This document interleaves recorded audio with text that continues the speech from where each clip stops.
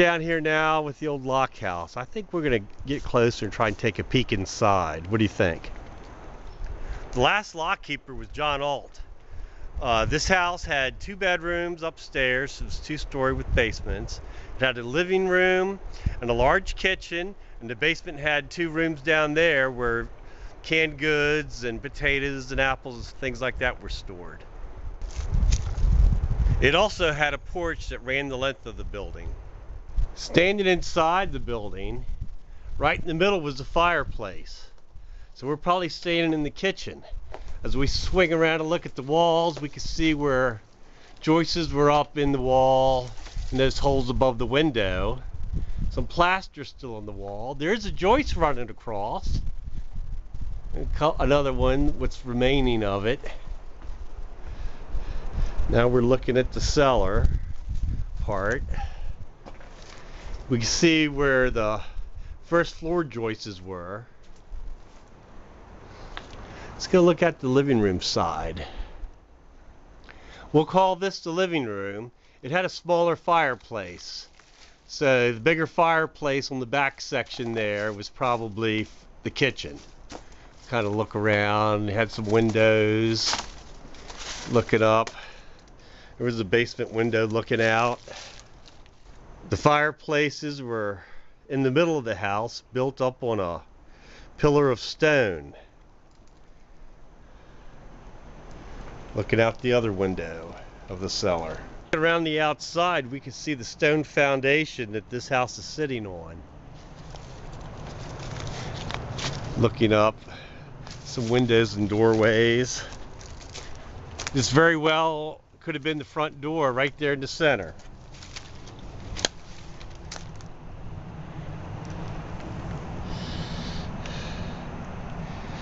Interesting, looks like a drain over there or something. Looking at the front of the house here, we can see the main doorway going in. A couple windows on each side, a couple basement windows on each side. It had a porch the whole length there.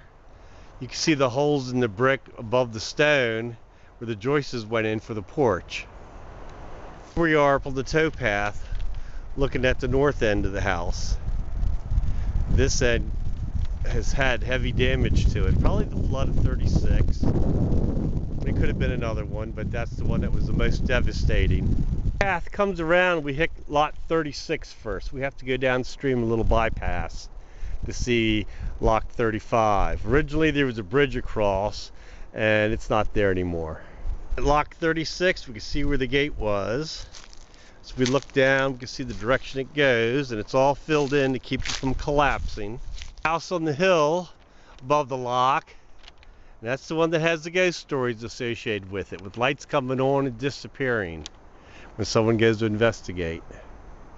We'll go over here and look at the overflow. We're here to look at the overflow, but we see no evidence of it, but we see all these stones stacked up. So I guess here the Park Service just is storing these here now. The downhill side of the lock, the downstream side, we can see where the gates used to be on both sides. And some of the ironwork still here from the gates.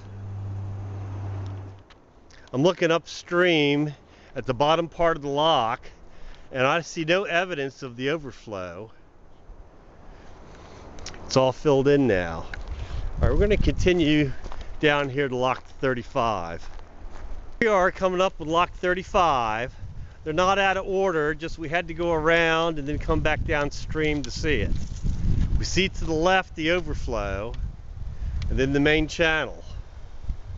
Down into lock 35, we can see some water cascading over the stone into the main channel of the lock. The indentation where the gate used to be still has some of the metalwork.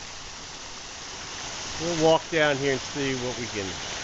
There's a bridge over the lock here to give you access to the other side so we can see the overflow channel. We'll peek in here again. Move on up. Now we can see where the gate used to be. They're on both sides. Still has the metalwork. Now we're up here looking toward the river lock. That's where the water came in from the river to help rewater the canal, or at least to keep the height. We can see here on the downhill side of the lock, it's pretty tall, so it had a pretty good drop to it.